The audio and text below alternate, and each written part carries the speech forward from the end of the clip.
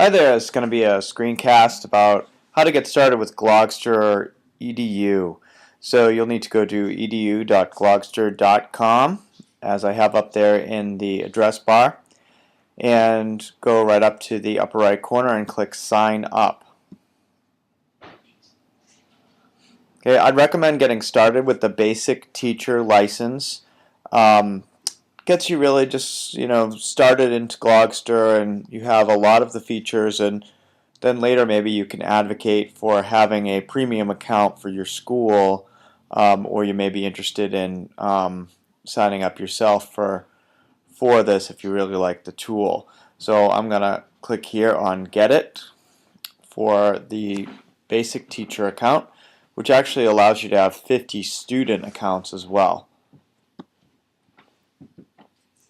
So when you register, you're going to pick your nickname and fill out this form. I won't go through all of that right now.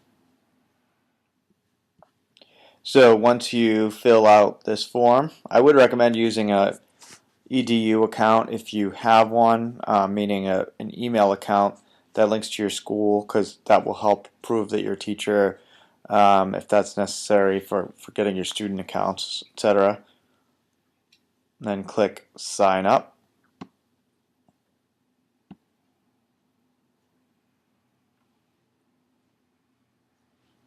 And it puts you right into your dashboard.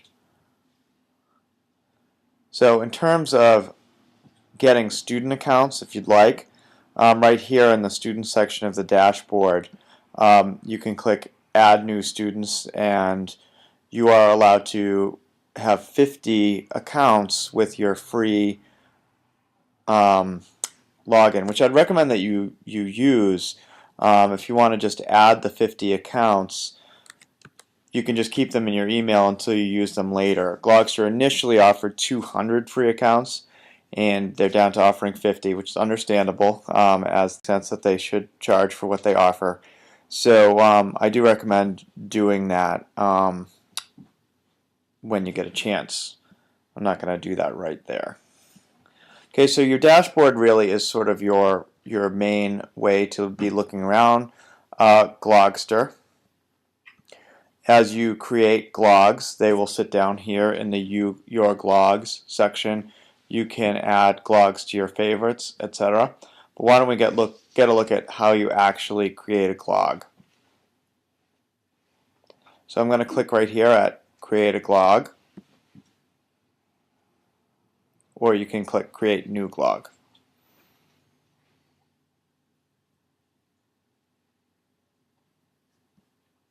So when you click Create New Glog, it kind of pre-populates the glog with a little bit of examples, some elements here that you can just click on them and delete them to get started.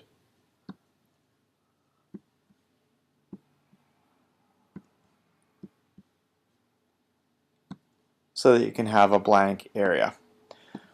Right over here, this is the magnet tool. This is what you use to actually get started with creating things on your glog. So let's look at what you would do with the background, which is called the wall. So if you click on Wall, it brings up all sorts of choices, and they have different categories for you that you can use. I'm going to go to Retro here. It's always one of my favorites. And I'm going to pick this one, and you just go Use It. And there's your background to start. This area over here is called the page wall.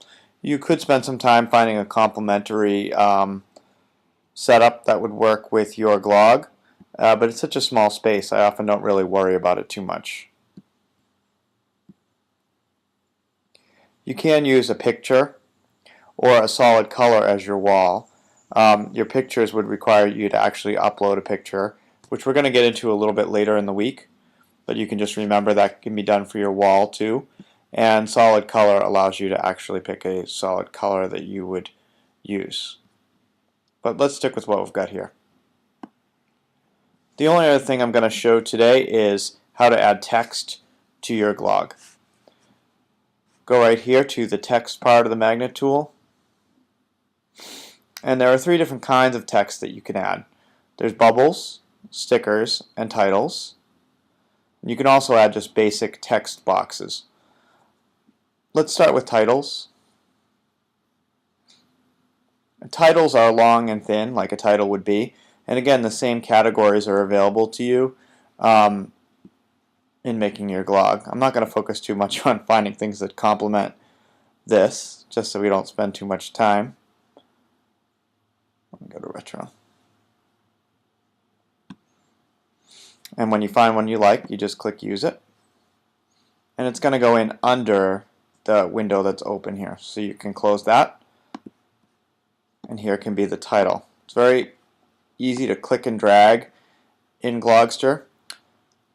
When you click on your title, it allows you to make it larger, or you can even rotate it like that. To actually change the text, you need to click Edit,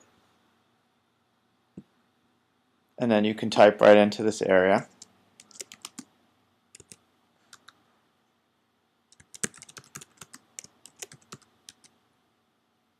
Now, when you keep typing, the text is going to add, the tool is going to add a little scroll bar here.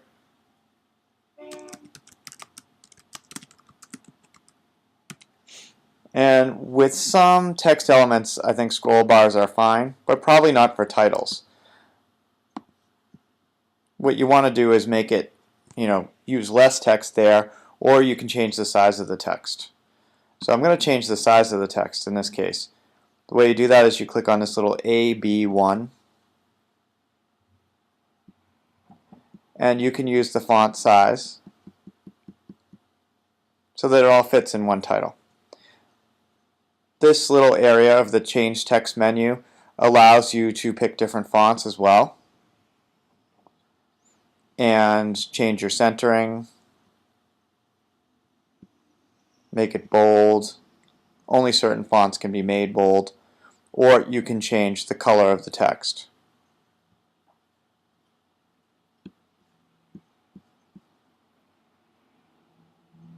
You can add effects to your text as well, such as a blur. This is actually adding the blur to the title itself. Whatever you'd like to do there. Click OK, and it will stay there. The other kind of text are bubbles and stickers. Stickers is where you'd probably want to add the most content. Stickers are great for writing a paragraph in, or a list, or a sequence.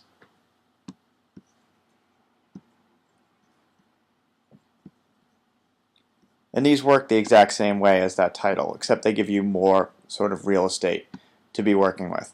So to change the text, I'm just going to click Edit.